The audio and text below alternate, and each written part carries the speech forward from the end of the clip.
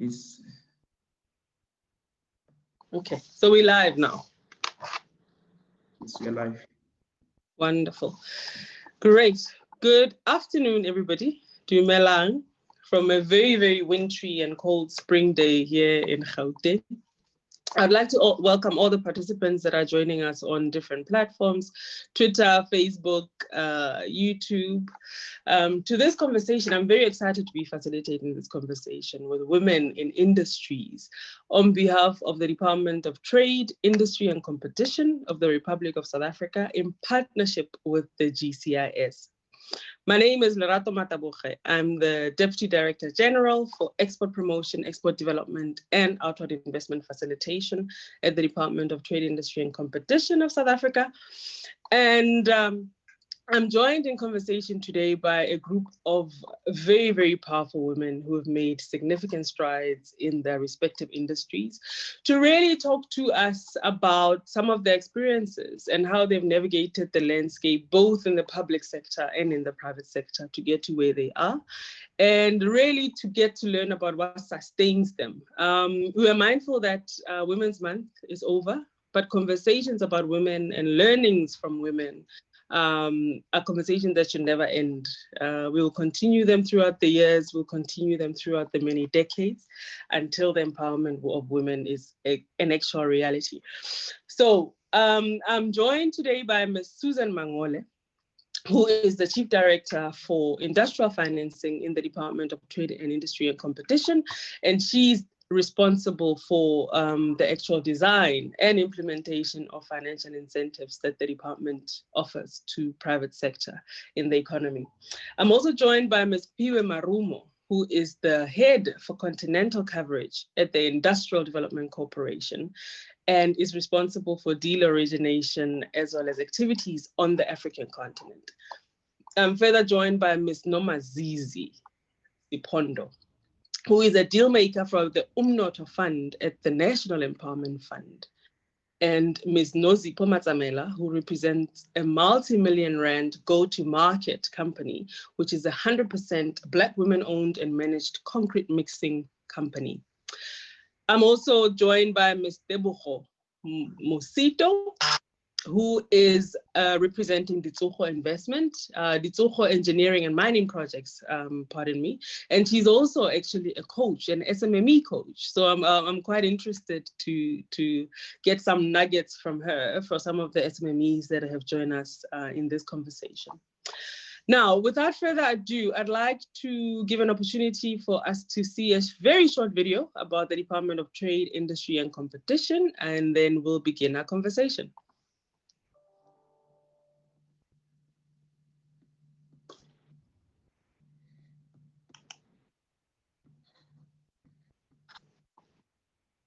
Thanks to our incentives and policies, the DTI maps the way forward in building world-class industries and investments for the economy by cultivating it through agro-processing and sowing the fabric of our textile and leather industry. We grow the economy by assembling our dreams into vehicles of success and by wielding our vision of inclusive economy, by deepening the roots of our economy, by supporting the green industry, growing a healthy and globally competitive pharmaceutical industry, by unleashing our creative talent and sharing it with the world, and creating a competitive business environment. The GTI towards full-scale industrialization and inclusive growth. Great.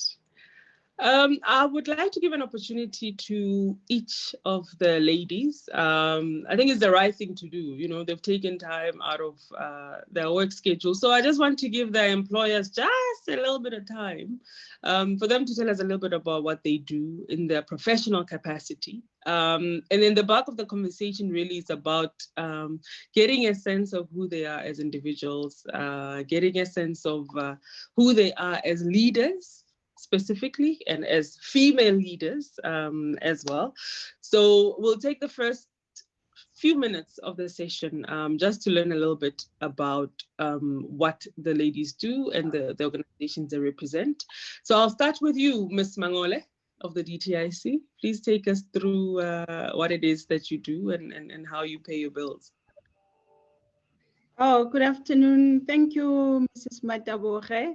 Good afternoon, colleagues. I know that ladies and gentlemen, the participant and both the panelists. My name is Susan Mangula. I'm working for the Department of Trade, Industry and Competition under the Industrial Financing Division. My role, just like the Mr. Matabo has mentioned, I'm responsible for the development and implementation of the various financial incentives and then that we actually offer. The branch offers industrial cash incentives. It also offers tax allowance. It also offers loans. The loans, we are offering a blended facilities with both the National Empowerment Fund as well as the Industrial Development Corporations. So the loans that we also offer, they are much cheaper, but Piwe and the colleague from the NEF will go into details. In terms of the grants that we offer grants to companies that requires productive assets that also require to go and market their products in other key markets globally. We also offer funding for skills development. We offer for industrial infrastructure. Furthermore, we also offer for business development. If you have to do registration with the Bureau of Standards, you need to get your products met certain quality standards. You need to register your product globally so that we offer that part of financial support. Our financial support is offered as a cost sharing to various companies. In terms of what we are currently also working on, it's also to expose groups that were previously excluded. So our benefit goes more into the favoring the previously disadvantaged, but moreover favoring women. In the last 2 financial years, out of 1,500 companies that we have supported, 602 of those companies are women-owned across various sectors, starting from agro-processing, manufacturing, as well as within the innovation space. Then we also have taken a couple of companies abroad to also market their products. Mrs. Mataboge, that's in summary where I'm coming from the DTIC. Thank you. Great, thank you very much, Susan. I'll now hand over to Ms. Piwe Marumo, to also take us through her professional responsibilities. Okay. Thank you so much, Lerato, and thank you very much for the opportunity to be a part of this very important conversation this afternoon. As has been said before, my name is Piwe Marumo. I am with the Industrial Development Corporation, which is a state-owned development finance institution under the stewardship of the DTIC. Specifically where I sit is I'm responsible for IDC's deal origination and coverage responsibilities on the continent. What essentially that means is we work very closely with Lerato Mataboge's team to support South Africa's industrialization efforts, or rather to link South Africa with regional markets and regional markets with South Africa. So what that means in essence is we expand, of course, our industrial mandate, which is to deepen the capacity not only of South African industry, but also of regional markets in which we also extend funding towards. So this means that we will support South African businesses that are looking to expand into markets outside of South Africa. We will also support regional integration efforts or opportunities that look at import substitution. So where we are reliant on importation of certain products, we would like to deepen that productive capacity in-house, either deepen that productive capacity in South Africa or in other markets on the continent where they have a better competitive or comparative advantage, so to speak. So really ours is to support the interconnectivities between regional economies and certainly support the broader Africa Free Trade Agreement objectives, which is to certainly see us trade a whole lot more with each other. And really where Susan comes in with her products is to enable us to blend our funding as a DFI so that we can make our funding towards yourselves a bit more competitive, and certainly ours is to look at an expected source of additional funding so that we can do more with what we have, given that we have been impacted in a huge way by COVID world over. So I'll leave it at that for now, but it really is ours is to support South Africa's broader regional integration efforts. And you're certainly on our radar to support you as you grow in future, or as you grow currently into other markets as well. Thank you very much, Lerato, and thanks to the other panelists. Great. Thank you very much, Piwe, for that background. I would now like to ask Ms. Nomazizi Sipondo of the National Empowerment Fund to also give us a sense of what it is that she does.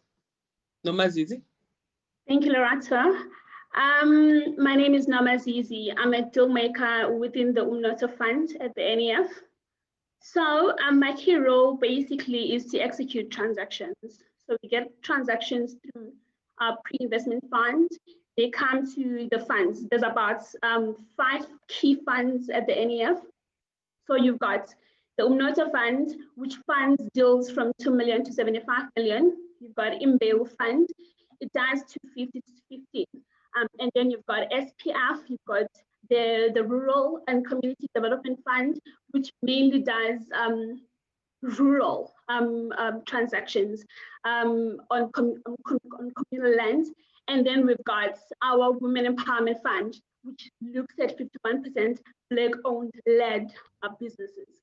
The NEF has, we support women-led businesses, and that's shown through our portfolio. Right now, we've funded over 10 million, we've approved over 10 million transactions, and about 40% of that has gone to Black women entrepreneurs. The NEF has basically had an impact on women through the nature of investments that we have approved and dispersed into the economy. We led by women. Our CEO, as you know, is a woman. We've got, our staff is made up of over 60% women. I report to a woman. There's 2 managers that I report to that are women. So we're very keen to participate in the presentation today, just to show our support for women, to show our support. Later on, I think we're going to talk about how we navigate as women in the space. So you'll see us showing how the NEF has supported women participation in the economy and Black people in general, and how us women in the space cope and basically deal with the challenges that we face. Thank you. Wonderful. Thank you so much. We're quite excited to hear about the strides that the NEF has made in the empowerment of women. And it sounds like it's not just window dressing. So we'll talk a little bit more about that throughout the conversation. I'd now like to ask Ms. Noto Matamela, who is actually in the private sector, to give us a sense of what it is that she does. And we'll then take it from there. Nosipo?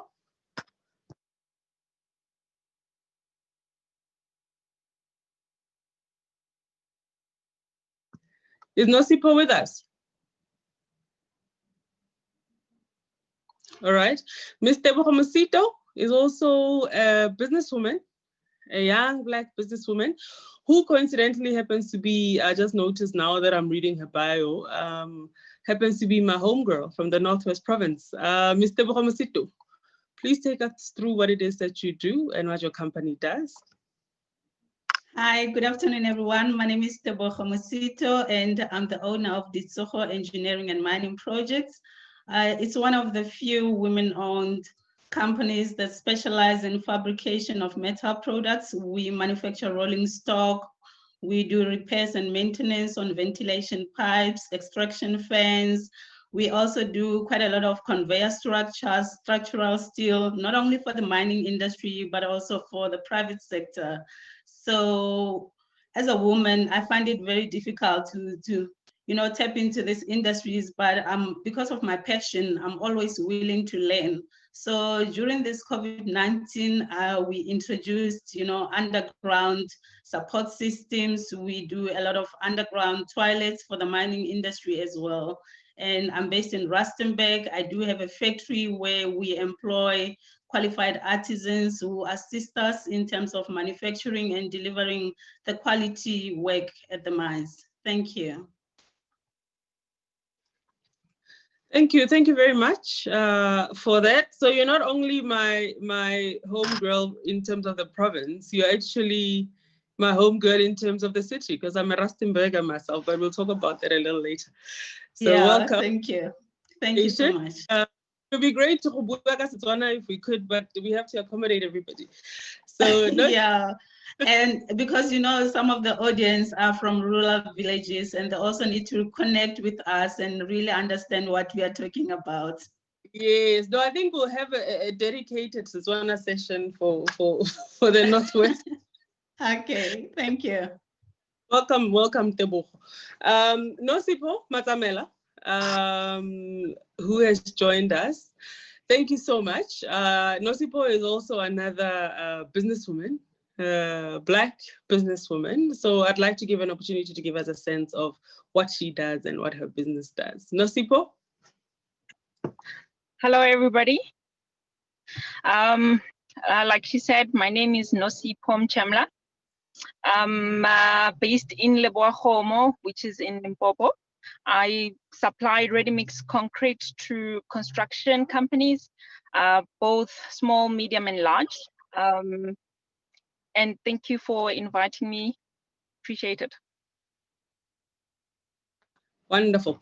Thank you very much, ladies, and thank you for giving us a sense of what it is that you do. I think all of you are playing a critical role in the economy, whether it's through access to finance, through supporting businesses, and those of you that are actually in the enterprise space, particularly Nosipho and Tebogo. We're quite happy to hear from you and to learn from your journey. Before we start, I think all of us as South African women, private sector or public sector, have been impacted by this thing that we've had to navigate called COVID lockdown since March.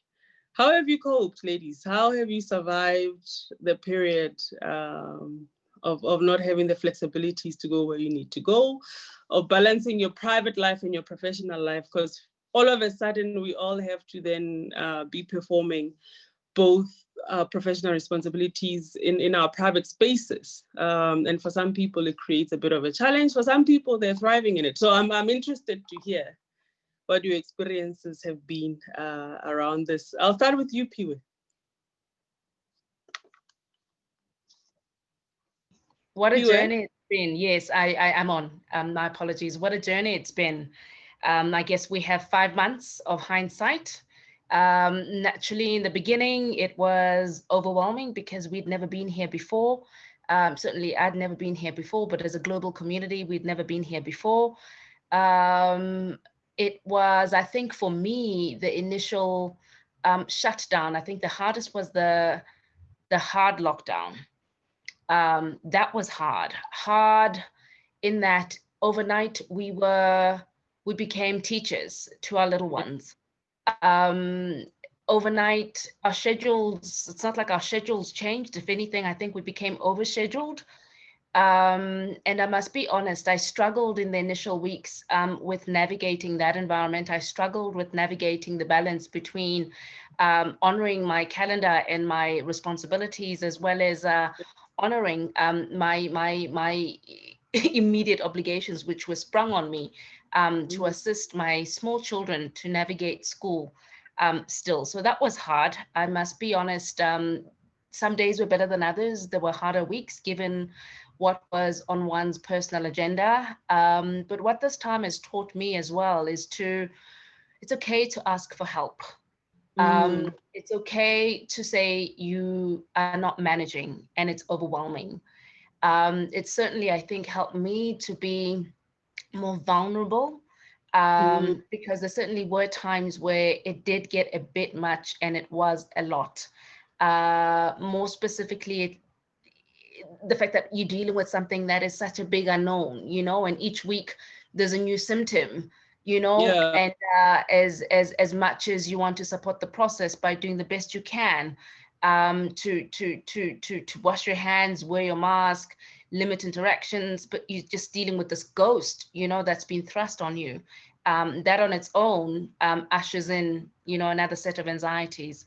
But I think we've since settled, and which is what time does in some ways. It's gentle and delicate that way. And I think I certainly took the window to take my son back to school when that was possible, because I simply was not doing a great job at teaching him, to be honest. It really wasn't possible, given the different balls I was juggling. So that helped. And I think it was best, I think, for all of us, for my temperament, for him. And thank God, you know, it's worked out. And as we all go back, incrementally so, I can only hope that we're able to manage this next cycle. So thanks, Loretta. I'll leave it at that for now, but it's been a challenge. Oh. Yeah. No, thank you for being candid about it, because really I think you are demonstrating that we all had very tough choices to make in different at different aspects of this whole lockdown, and the balance and the choice. Do we take children back to school? Do we keep them at home? How do we continue to deliver for the economy? So, you know, so thank you for sharing that experience. Tebogo, how have you coped in the Northwest with the lockdown? Sure, it's been very difficult. To start with, during the lockdown, we're not allowed to travel. And me, you know, coming from a rural village, I forgot to tell you, I was born in Maile, Roikral. One of the most difficult challenges connecting, you know, internet connection is very poor. And there is, you know, lack of technology. You can't do business while you are at home. So you constantly need to travel and meet people. So for me, it was very difficult to, you know, operate my business, because I need to travel and meet, you know, the engineers, the foremen. Some of those guys, they cannot do business over webinars. You know, they need to see you so that they can test the product and so forth. So it was very challenging. Another thing, being a mother, I've got 4 kids, you know, working from home, really I couldn't manage, because my daughter wants to join me when I do presentations and all that. So it was really a challenge. And one of the biggest challenges as SMEs that we face at the current moment, you know, when the president announced the lockdown, most of the companies gave us, you know, force majeure letters to say they won't be able to pay us on time. Normally we get paid, you know, 7 days net. But then since the lockdown, most of our suppliers are paying us after 60 days. Imagine, as a woman, you know, employing people, how do you really cope? You know, telling your staff that you can't pay them for 3 months and so on, and having to stop the operations because you can't keep staff when you are not working. So it was really a challenging moment for me. You know, I couldn't cope. I had to, you know, chat with other women so that I could survive the period. Otherwise, I wouldn't have survived. I constantly needed to, you know, speak to some of my mentors who've been long in the industry to ask them how can I survive this pandemic. But we are very resilient as women. So I think we are going to manage and try and, you know, bounce back and see how we can lift each other and support each other as women. But it's really been very tough. Wow. Thank you for that. I can only imagine, you know, balancing cash flow in your own business and having to balance 4 children. Wow. Hats off to you for that. Yeah. Susan, as a public servant, how have you managed? Thank you, Lerato. I think we when the president announced the disaster, we were just told that we shall handle everything, including the essential products. So now you are at home. I've been a person throughout my career that I don't mix personal life and job. I don't take work home. We can be busy as we are, but I separate the two. But now the two has merged. So every time the kids will have to ask me, Mommy, did you just say that? That will be after a meeting or after a phone call when you're saying that, guys, you need to do this. So at the beginning, I tried to balance to say, okay, I'm going to lock myself in the room and take this call and then scream as I want and then come back and be nice and be mommy. But also the critical thing is the role of our extended families. There was a time I just felt that I just want to take my kids to their granny, because I don't think now with the work, because when you work from home now, you need to tell them, no, you can't go to granny on Friday and come back on Monday because there is lockdown. But then again, also, it also comes back to the issue of making them understand why they need to stay home and then like eat the same food, no McDonald's, no takeaway. You start with mommy's cooking. So obviously there is no choice. You either eat or you do that. So I guess at this, we have learned quite a lot, I must say, because now we can actually know our kids much better. We can actually learn and appreciate our families. Every time when we see them, after the lockdown is over, you'll enjoy that.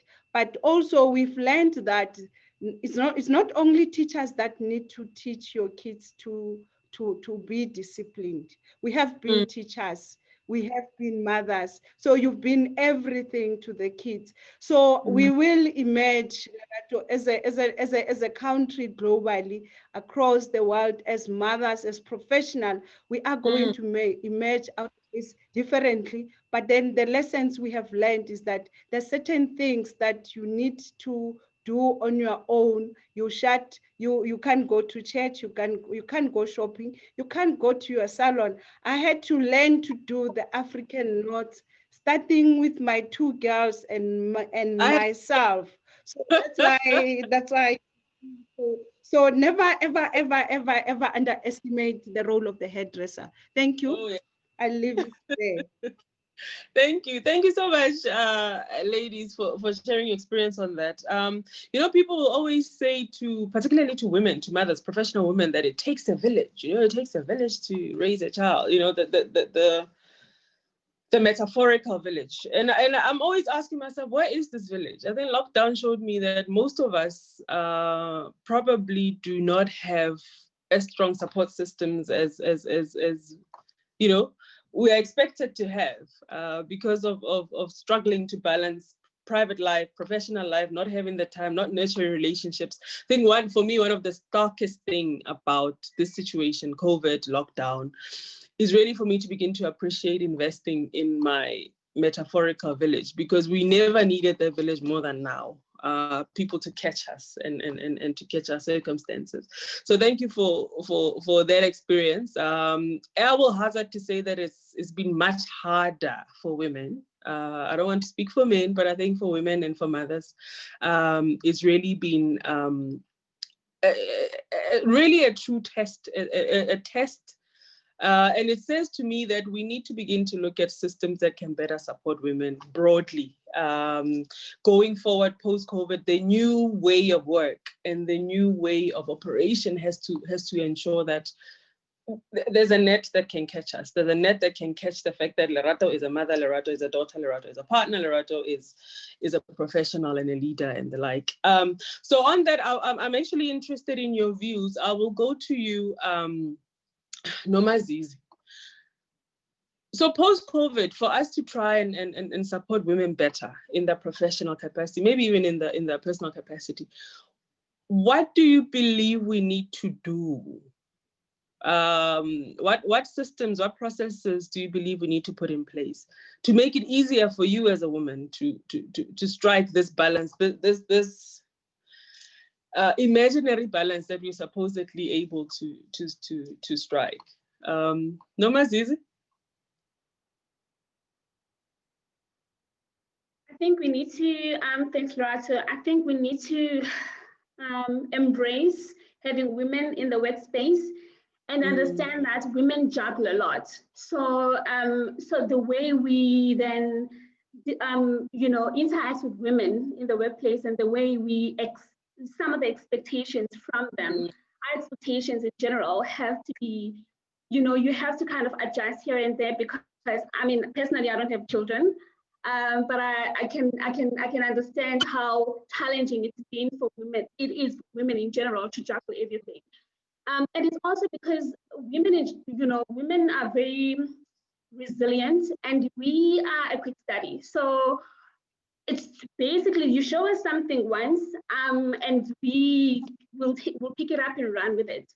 I will say though, personally, as someone who works within the deal-making space, in general, just making relationships with people is very, very key in general. And I know that a lot of women appreciate that. So, engaging someone at that level and talking and making sure that you understand what they could be going through in general in their personal lives, and then saying, hey, let's talk about your business concept. So just form a relationship with someone personally, and then try to then say, how do we, if they're applying for funding, say with the National Empowerment Fund, then you say, okay, I'm glad to hear you're doing so well. So how do we then move things forward? How can I help you? Because then it gives a sense of she understands what I could be going through, and she's much more willing to then go the process with me. So key is forming relationships in general, and it's to also just to maybe be a little bit flexible in how we interact with our our employees and clients in general, the people that we work with, and we understand that people could be facing different challenges in general. Yeah. True. And maybe Lerato, sorry if I may, just to add to what Nomazizi was saying, and just to pick up on your question, I think that this past 5 months has certainly done away with the myth that working from home is not productive or has its limitations. Of course, it has its limitations, but I think what it has demonstrated is just our resilience and our ability to adapt. And if anything, if it is true on what the anecdotal evidence suggests, that people have become more productive as a result of working from home. And as others have said, I think it was Tebogo earlier, that it also enabled us to spend a bit more time with our kids. I think it was Susan. But certainly on, and I think there's opportunity for corporate, public, private to really take greater advantage of this wave going forward, because that's, as much as COVID has taken, perhaps this is in some ways has gifted us with just, it can work if done right, and if we are adequately supported at homes to be able to deliver on our obligations. But certainly for me going forward, what would we do differently? What it's also done is on the back of the 3 million South Africans who have lost their jobs as a result of this pandemic, 2/3 of that number is women. Oh, yes. That on its own is staggering.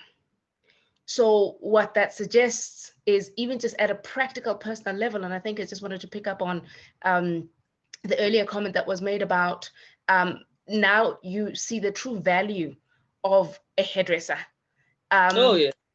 Is being intentional about supporting women-led, women-owned, women-empowered businesses.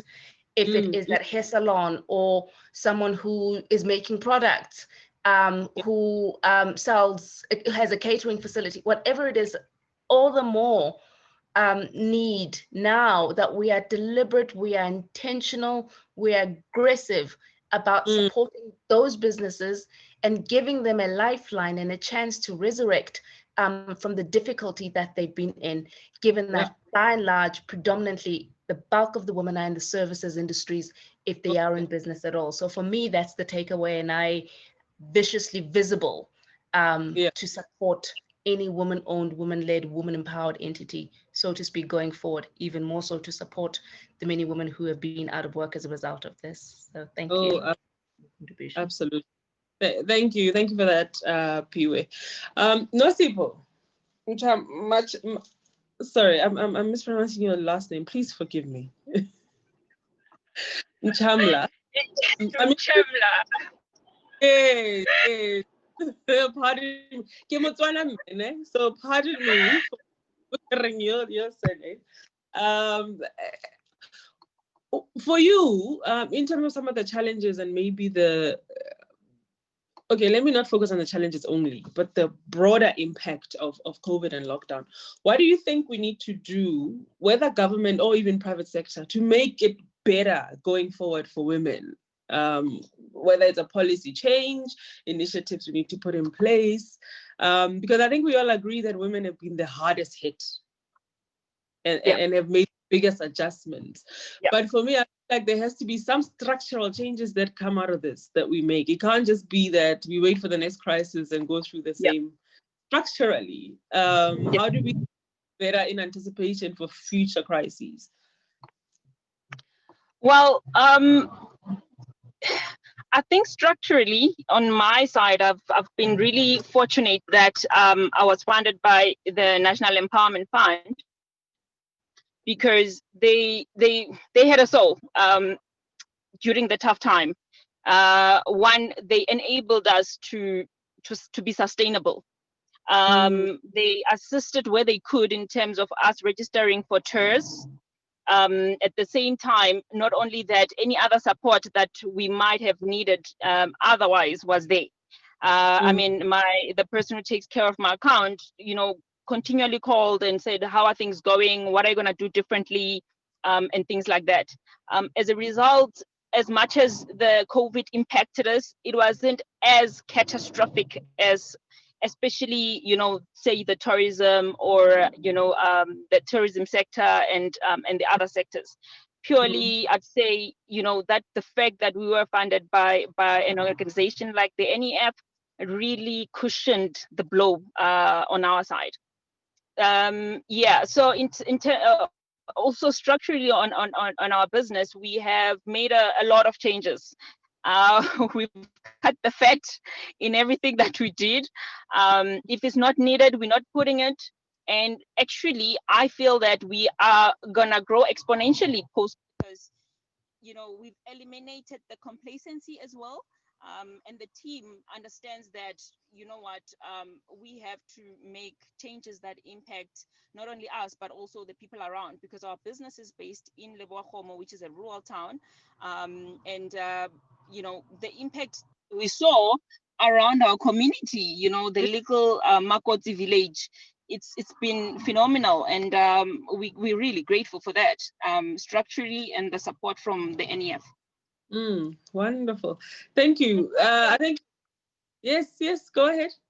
Just to add to Nosipo's point on structural changes that we need to make.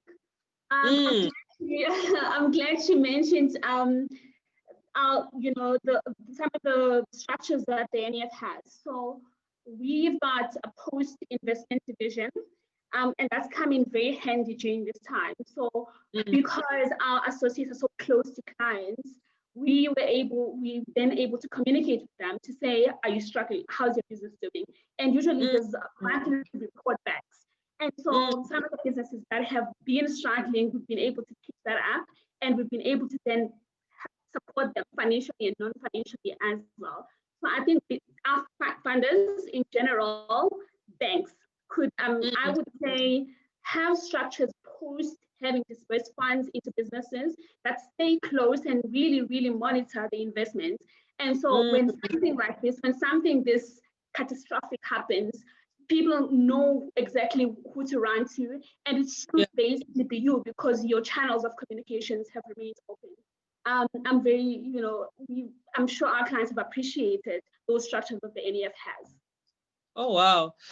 It's quite impressive what the NEF has done. I think it's quite a big learning also for me. The fact that you've got such a wonderful client orientation and personal touch. And for me, I believe really that's the future of the public-private partnership for us in the public sector to improve our level of client orientation, at least a level of accessibility and personal touch that we provide. So we're trying to follow your example. So I'll just take 30 seconds to have a brag moment, because in trying to address exactly that, to deal with the client orientation and the personal touch. We launched yesterday a program that we call the Export Barriers Monitoring Mechanism.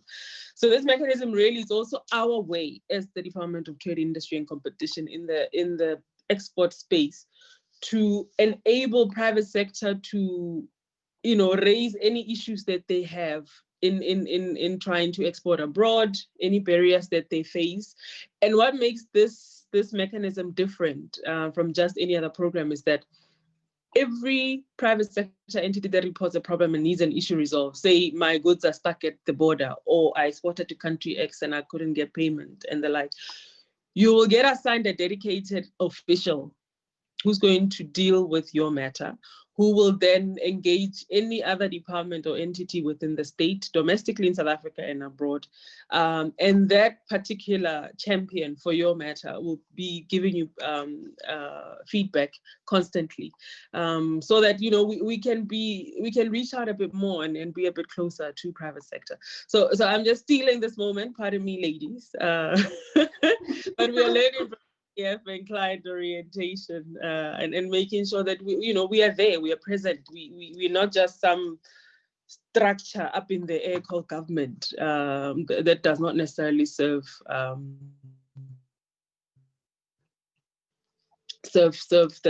stakeholders that we are meant to serve. So that's part of our contribution. So well done, NEF. I think you're doing tremendous work, and thank you, Nosipo, as well, for that testimonial to confirm that NEF, at least in the space of empowerment and taking care of women, is doing a good job.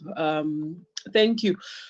Ladies, you are all, you know, in very interesting and really trailblazing spaces, be it access to finance, IDC, NEF, and what Susan does as well within our department in the industrial financing space. And of course, our private sector ladies. I'm interested to know, in your respective spaces, what have been some of the barriers that you faced? How did you enter the space? What were the barriers to entry, if there are any? So the people that are also interested in, you know, being a leader in a development finance institution one day, or a leader in their own private enterprise, they can at least learn and the kind of do's and don'ts that you've experienced. So what have been your barriers to entry? How did you end up here? And what did you have to navigate and survive? And if really you didn't have to survive anything and it was just serendipity and here you are, we'd love to know about your serendipitous life and the prayer life that you have behind the scenes to have serendipity. So let me start with, I think, yes. Can you hear Susan. me? Welcome back. Susan. Yeah, I don't know, maybe load shedding. Yeah, I think just to keep in to say that I'm in the space of developing financial instrument, and I think as a country, what we can acknowledge is that the reach to the rural areas. So what I can just say with COVID is in 9 provinces. It was in 9 provinces. So therefore, when we design, we have to also bear in mind to say communities in the deep rural areas, they do need the sanitizers, they need the gloves. So for me, from where I am designing financial instrument, it's actually very difficult because firstly, you need to prioritize the transformation. And then prioritizing that is that you also need to simplify to say for somebody who's sitting in the rural area, you can make the application complex. Simplify it to say, what is it that you need? If you say a business plan, you can't say with audited financials. So I remember in one of the workshops that I've actually attended was that a lady who was doing she was manufacturing acha. She says to me, it cost me 30,000 just to apply for either any financial. Then I asked, please unpack it. Said, you want a business plan? Firstly, I don't know how to write a business plan. Then you need financials. I need to go and ask somebody. So I have to spend close to 30,000 to be able to apply. At the time, it was BBSDP to apply for 1 million. So then based on that, you then come back and say, while we bear in mind that we need to account to financial, to the rules of government, we also Yeah. need to bear in mind what the community require. And also, what is it that we are addressing? Don't lose the fact of saying, I need to account for the money, forgetting that the objective is to also build the enterprises. So therefore, that's why you'll see with our instrument, we've cut off on most of the bureaucratic requirements that you need this. We are simplifying to just say, tell us what you're doing and what is it that you need. If you need the machine, where do you want to buy that machine? Again, also being a woman dealing with the issue of transformation to say, okay, we need to include women-owned companies as the company will come as 50% women-owned, then at the end it comes back, no, we've diluted is 20%. Then it comes back to the issues that what type of support do we then offer for women? Then again, to say, if we offer to women, how do we then make sure that we handhold? So that's why in most of our programs, we will have a business development support, like what the IDC and the NEF has said, to say, whatever support is there, let's actually offer it to women to be able to actually build these businesses.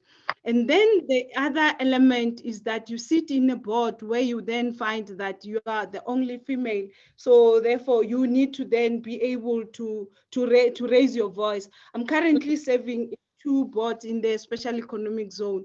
In one of them is just 2 women. And to get your voice heard, your voice heard amongst the 10 males, it becomes complex. But then at the same time, you are there with an objective.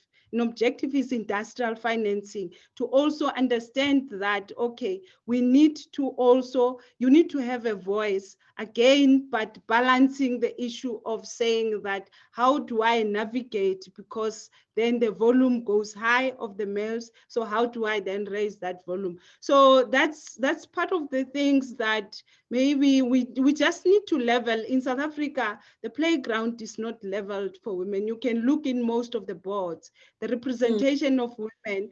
You will never find a board that is actually 70% women. Most of the time, they go up to 30%. It's because the play field is not leveled. Us as women that are currently in the top, we need to make sure that we level those playground for the others and the young ones that are still coming, to say, it is fine to be the only women, but just make sure that you bring other women with you into the space. Thanks. Oh yes, thank you so much for that. To bring other women along is quite important, and I'm happy that you made that point. The challenge is actually making that a reality, instead of what we say anecdotally, because in certain instances you'll find that most women enjoy being the only woman in the room. So we need to begin to have these real conversations about other women that come into rooms and they want to shut the door, because there's something special about being the only woman in the room. So that's another conversation for another day, about how do we really in reality pull other women along with us, and make sure that the rooms where we've bust the ceilings or kicked down the doors, we make sure that we hold the door open for the other women behind us. So thank you for that, Susan, for quite an important point. And this also ties into the issue of the possible barriers to entry and or even barriers to operation in your spaces. How did you enter your spaces? How did you become these leaders in the development financing space, in the banking space, in the private sector space, and the courage to actually run your own enterprises, Nosipo particularly, and Tebogo. So I'll go back to you, Piwe. IDC is quite a well-respected institution, and I take it is not easy to enter, or maybe if it's easy to enter, it's not necessarily easy to retain your positioning and your space, because it's quite competitive and quite tough, at least from the outside looking in. How has it been for you? No, thanks, Lerato. So wow, it's been a journey. I think for me, one of the lessons that I've learned, and looking back, is that it takes time to make the kinds of strides that one makes, and that success is not immediate, and sometimes you can be overlooked, and others come in who you have to teach, or you have to show the ropes. You know, life is unfair in the main. I'm just speaking just very broadly. But what's important though is to be very clear about your own growth story, to define that narrative for yourself. Because all of these other things that happen around you are designed to distract you and to take away the focus from your own growth story. So failure is a part of it. Some failure I learned the other day will be necessary, and there will be lessons learned from it. And some failures or setbacks are really just that, you know.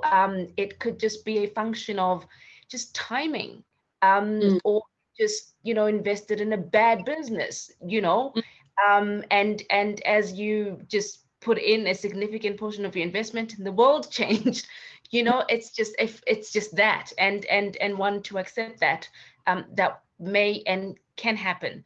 But certainly for me though, is to take charge, and make yourself be seen, and not in a immature way, but just let your works go before you, let your work speak for you, because over time, because you have patterned around effectiveness, around delivery, around excellence, the shine just is always on you. So that just naturally attracts the right energy and the right focus and attention on you. And in time, you know, you will reap the rewards of just your diligence, your quiet diligence, as you pattern around just very granular disciplines, being timeous in your responsiveness, looking after your clients, if others have said, you know, and I just found that holds you in good stead over time, and you just become a person of reliance. You're a sure bet. People know that I can refer this to this person. They will indeed do something about it if it isn't about them directly. So that's really been that. But I wanted to comment on your earlier point, Lerato, just picking up from Susan about being the only woman. I challenge that, and I fully agree with you in that certainly that cannot be a comfort. There was an interesting piece on the weekend in the City Press by Thandiswa. I think it is, no, not Thandiswa, but it was Andiswa Makanda. So she entitled her piece, "We Need to Talk." And the specific reference was the language we use towards each other reflects our collective self-hate and renders us invisible, you know? And of course, she picked up on a number of things and areas in which women do this and behave themselves, be it in the corporate space, social space, or what have you, but just things that we are not aware of that we do, but that unfortunately hold us back. And part of it is being the only one in the room. And never glory in being the only man in the room, you know. And so we need to change that language and that narrative completely. So I just wanted to pick up on that. Sorry to disrupt your flow, but it was very interesting. Thank you. I'm appreciative of your thoughts. And you know, you're reminding me of this. It's in the Bible. It says your gift will make room for you in the presence of great men. And that for me is so poignant, because the minute you understand that it's your gifting that will open up space for you, it's your gifting that will give you the shine and your consistency with the gift, you then stop this whole notion of Lerato is competing with Piwe, and Piwe is stealing Lerato's shine, and Lerato will close the door on Piwe. Because Lerato has to understand that Lerato's gift will make room for her in the presence of great men. Powerful. Similarly, Piwe will have to have that understanding within herself. We can all then embrace each other because we all have different giftings, and that's the beauty of us being individuals and building humanity is a conglomeration of multiple millions of giftings, not just one. It's not a competition for one. So it's quite. I'm happy that you mentioned that, and that you're actually epitomizing that. So thank you for that as well. I've seen you in your work, and you actually are one of the examples of women that understand their gifting and how their gift enhances others, doesn't diminish other people. So thank you for that. We are almost halfway through, and I need to allow our audience in. But before we do that, I want to pose this to all of you before I open up to the Q&A.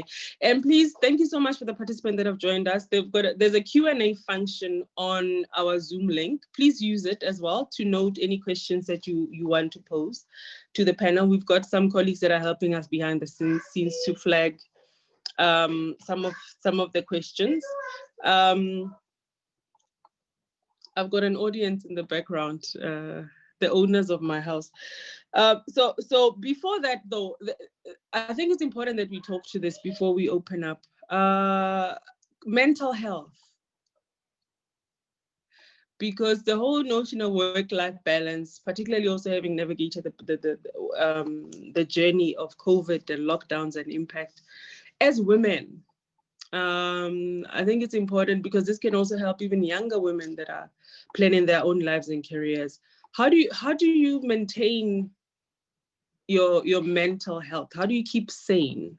What are some of the activities or things that you do for yourself to keep yourself at equilibrium? Because one thing we must never underestimate is that that's an automatic thing.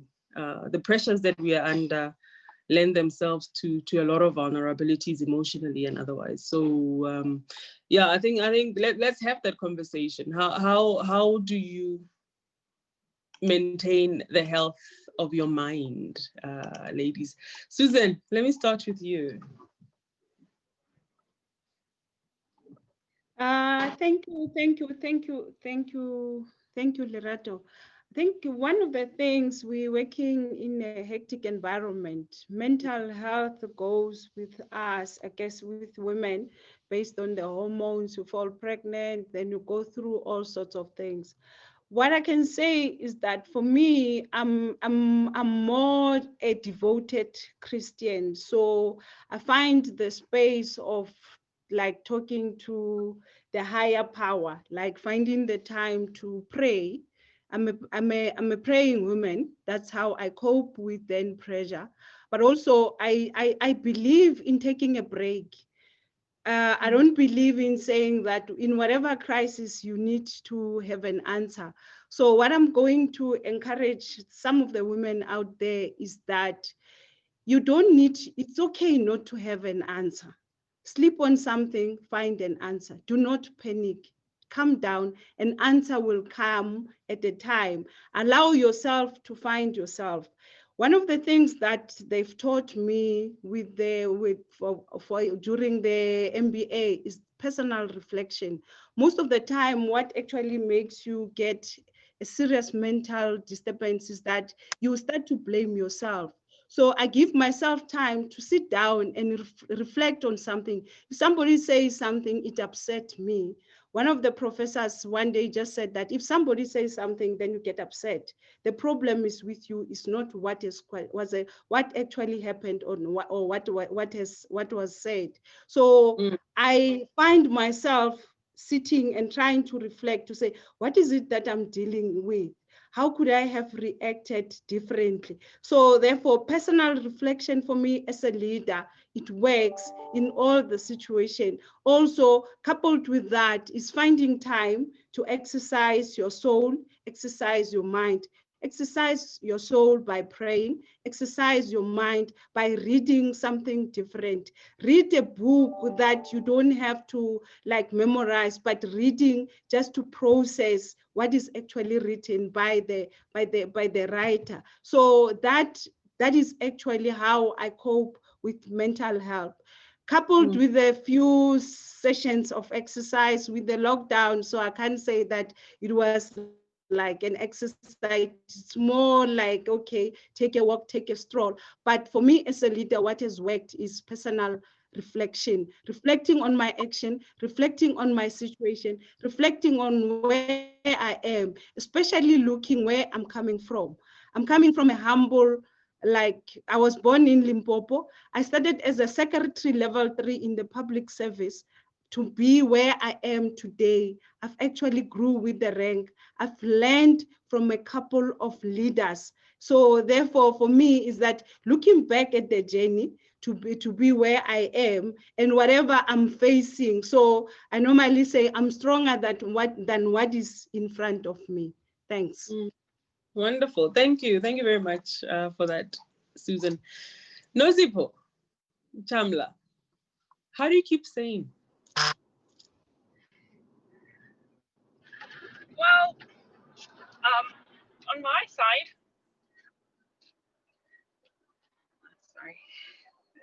sorry about that. My I've 8 comrades, so that's been a way for to keep in. So the comrades is meaning that you will get to an end. The benefit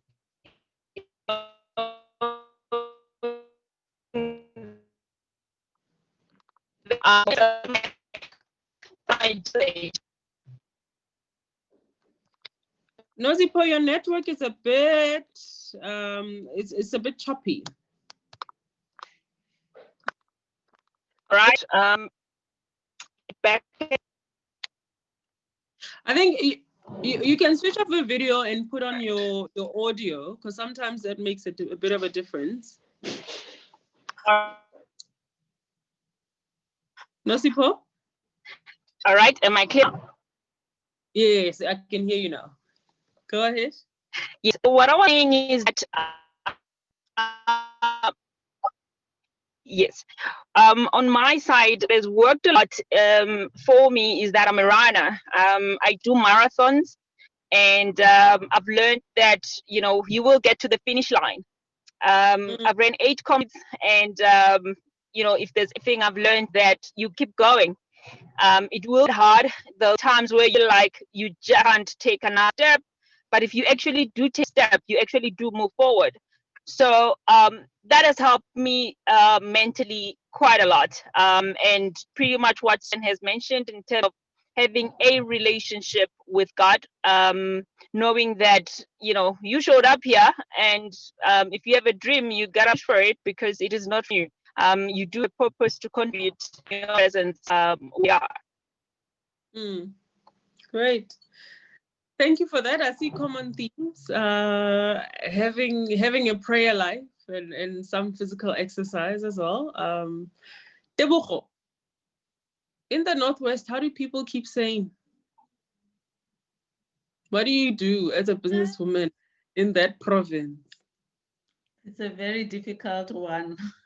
I know, I'm from there, so that's why I'm sorry. You know me, I'm one person, I like to be frank. Eh? That's why we're having this conversation.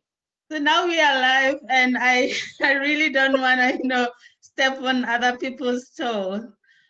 But yeah, we do hang together, you know, as women, have tea parties and all that, just to support each other. But for me, just like Susan was saying, you know, I like to have my own space and pray, you know, and just to gather the strength, because women go through a lot of stuff, and most women are afraid to even share what they go through. But you find that those are the things that limit them from growing as women. I can give you just my personal example. You know, some few years ago, I went through divorce, you know. Then after divorce, I was starting my business, but I was still healing. So I couldn't grow in business because I was still in pain. So every time I went for presentations, you know, I lost my self-confidence as a woman. And, you know, I was just pretending to be okay, but deep down I was not okay. So until as women, we you know, we accept, you know, what we're going through, and we learn to release the pain, is then that, you know, we can have a you know, a much better mental state. I still remember, you know, trying to find out what was the problem. You know, I kept blaming myself, you know, and here am I trying to, you know, have a sustainable business and I'm surrounded by men in my business. As a woman, sometimes I want to shed a tear, but I can't. So I needed to be strong, but they didn't know what was going on behind at home. And then when I get home as a woman, sometimes one of the mistakes that I was doing, but I managed to fix them, was to take it out on my kids. You know, you find that when I get home, I still want to bring work at home and they want to spend time with me, then I will shout at them or I will, you know, just push them away. And then I decided, you know what, as a woman, I know some of these things culturally, we don't go through them, but I need to cancel myself. Yes, spiritually, I go to church and, you know, I sit with you know, my parents, my sisters, but I also need to seek professional help. And it really helped me a lot. I started, you know, going for counseling and meeting other mentors, women in business, to really try and understand how I can, you know, achieve as a woman, you know, who have been through so much pain. I mean, currently the country is, you know, talking about gender-based violence. A lot of women who go through those gender-based violence are women who are in business, you know, women who are in the corporate space, women who are doing so much for themselves that when you get home, you have to be someone else, you know, and then it kills you as a woman. It kills your confidence. So you need to find ways. So sometimes I would read a book, but then my mind will be far away. I won't even know what I was reading. So I really needed to find myself. And you find that many women, you take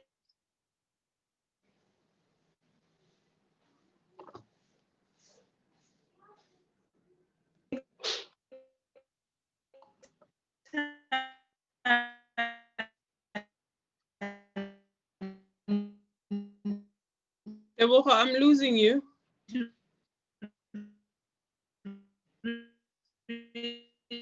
Teboho?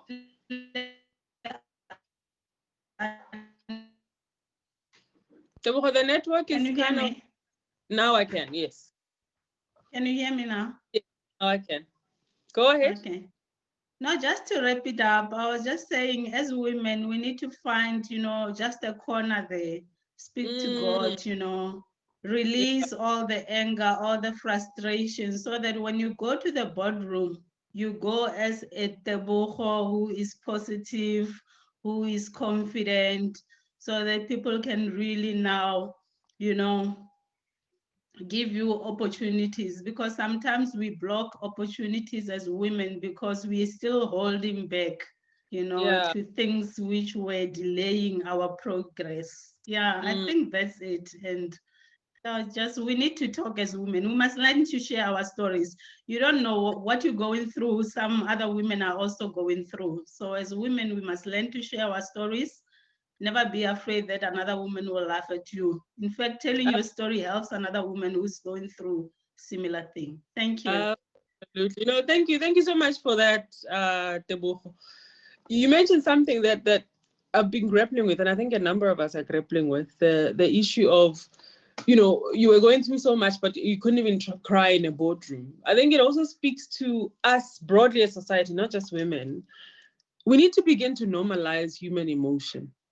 I think the reason why a lot of people don't get to share is that we've turned tears into a weakness. You know, can we think carefully about that? Why are tears suddenly weak? Because your tears will enable me to know your story and to share mine, and the whole openness we're talking about. But again, that's for another conversation. But thank you for highlighting that as well.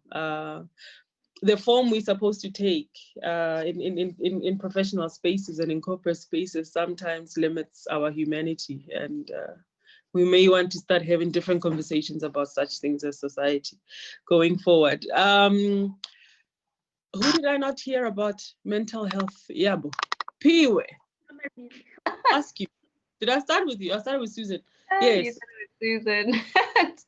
Oh, sorry, I'm not sure what happened there. Mental health, yeah. Well, Susan said, just calm down. COVID will just normalize you and settle you and just put you in your place. Just calm down, get over yourself. And that is so powerful and so true, you know.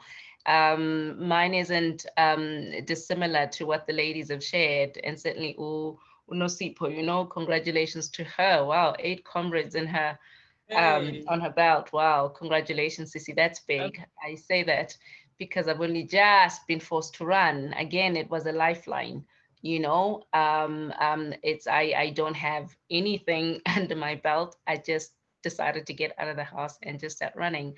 And that on its own has had a huge benefit for just my mental health.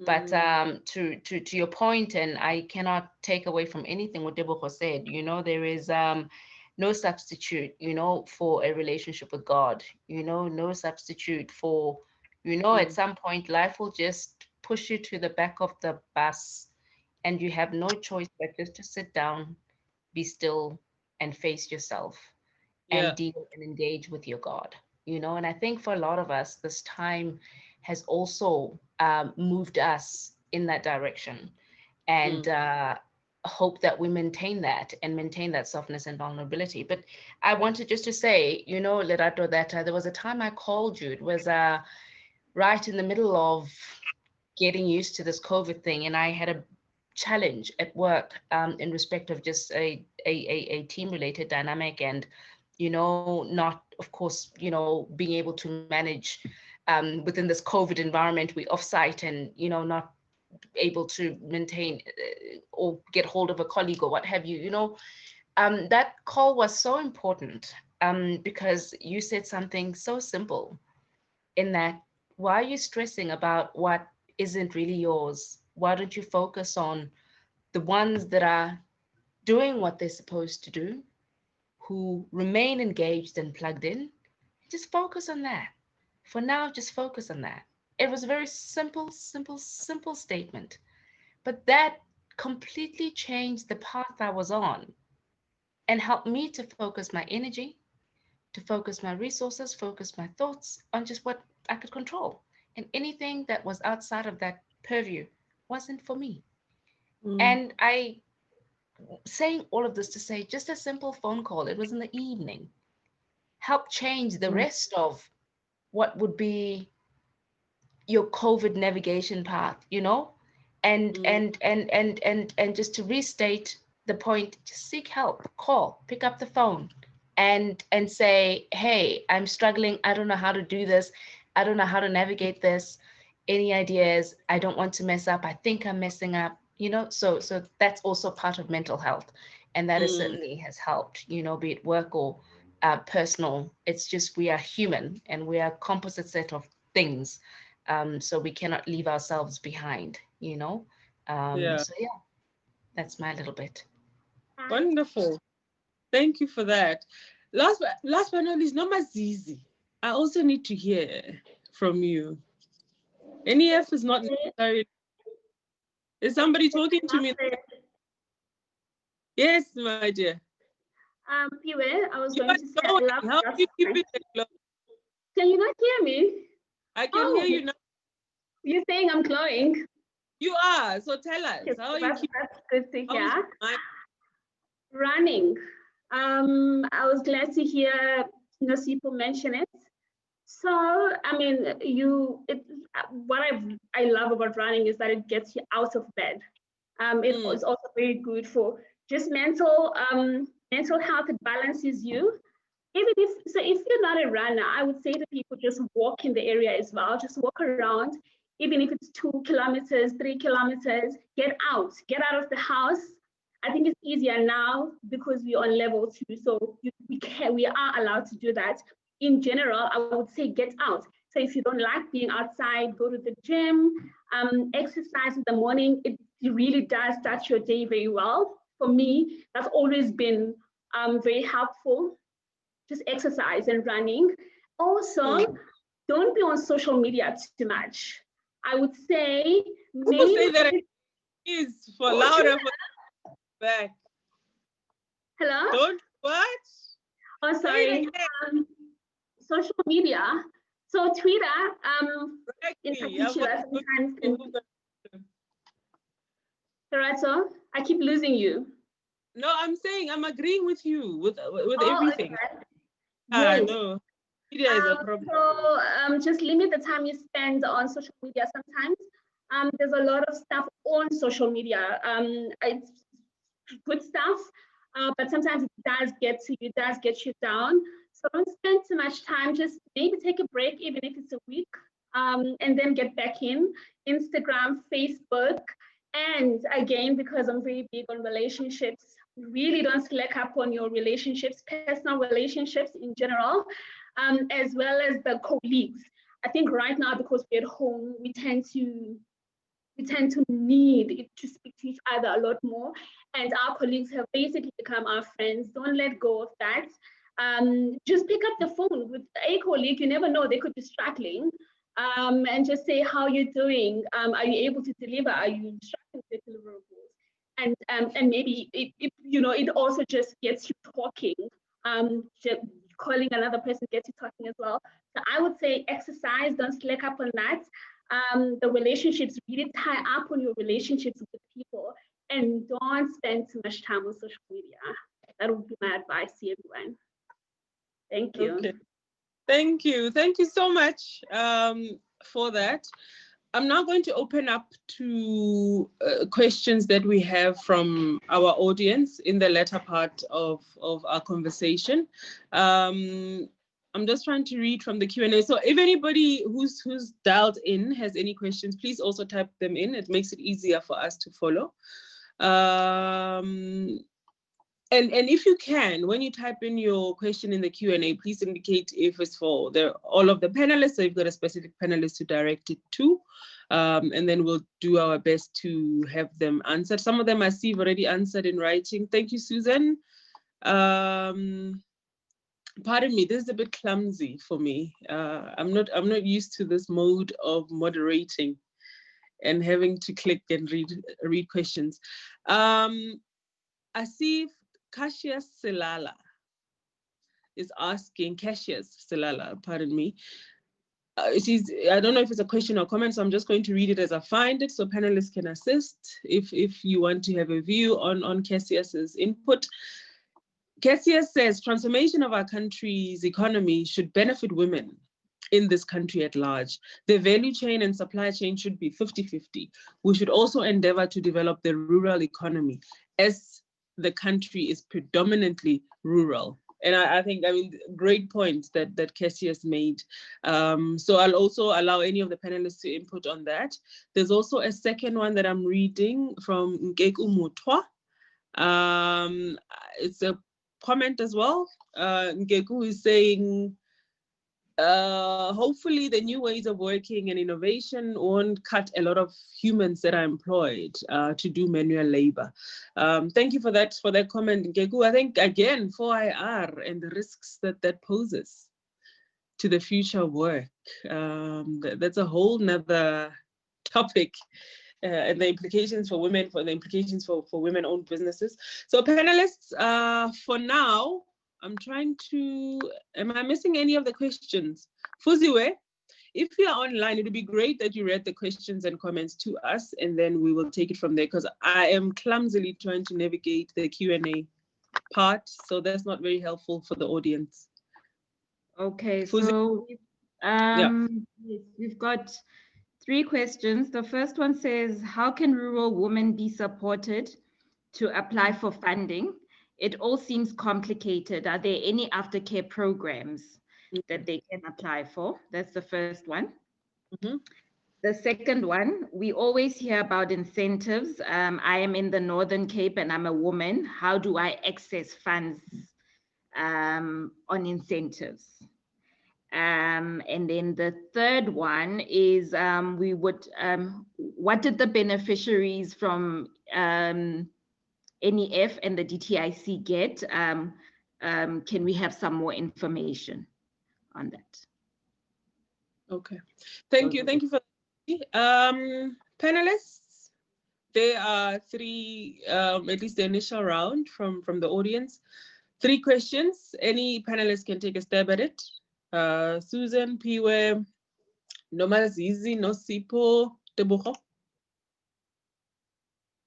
You don't have to disclose your financials, but you can also indicate some of the offerings that you benefited from in government. Yes. Ooh, sorry, okay. I can't even see. Nomazizi. No, that's fine. Nomazizi can, and I thought maybe Susan, the incentives, and she had touched on some, the rural aspect much earlier in the discussion. But anyway, yeah. Yeah. Okay. Go ahead. Anybody? I was going to respond on the rural women. The NEF does have a role in community development fund.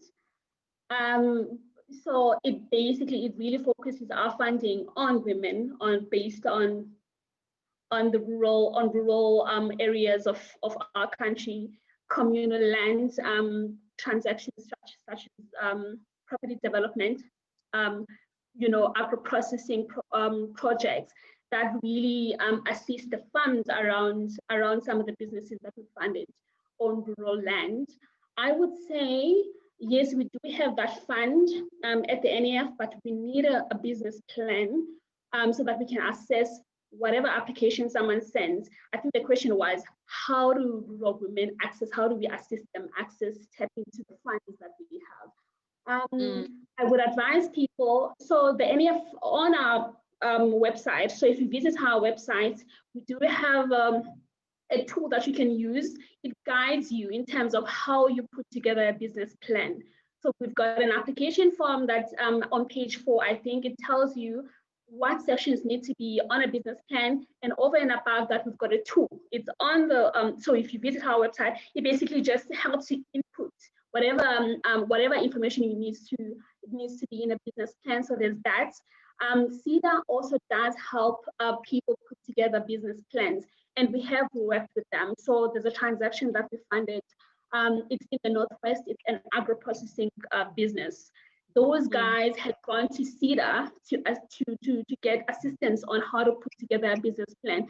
And then because the NEF has regional offices, so we've got offices in each, if you're based in the Northwest, we've got an office there. If you're based in Limpopo, we've got an office there.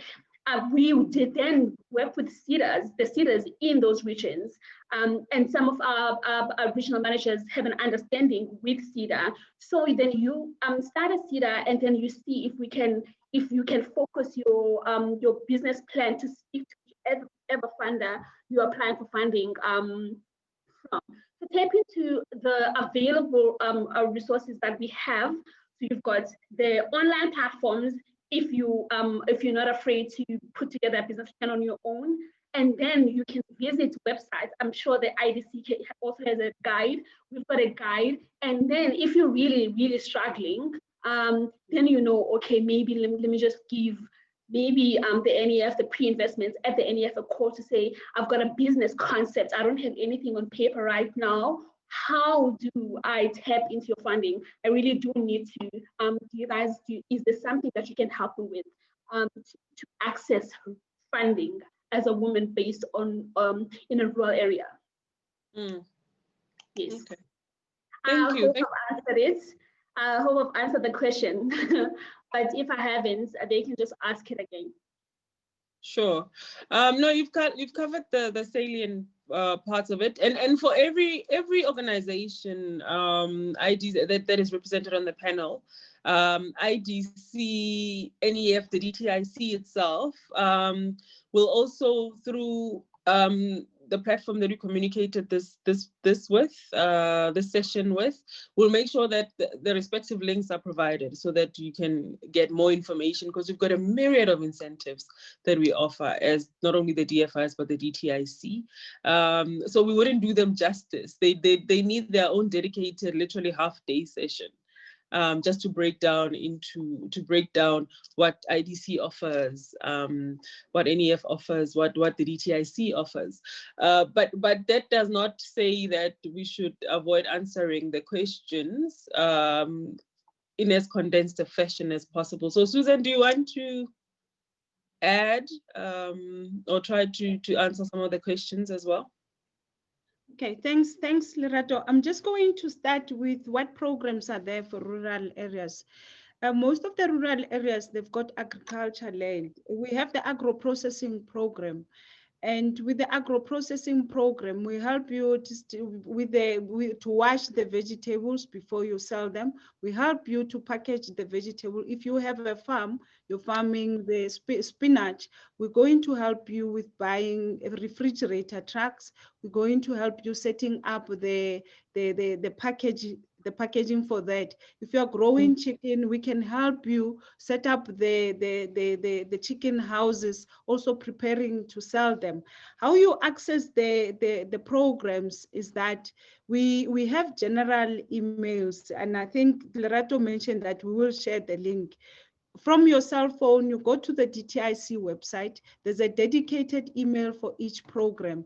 So where you then drop an email, it's apssenquiries@dtic.gov.za. For the aquaculture, it will have its own email address. So once you drop the email, somebody on the other side will try and understand from you to say, what is it that you require? Before you even start with the application, just to understand, to say, what is it that you want to do, then to help you with the application process.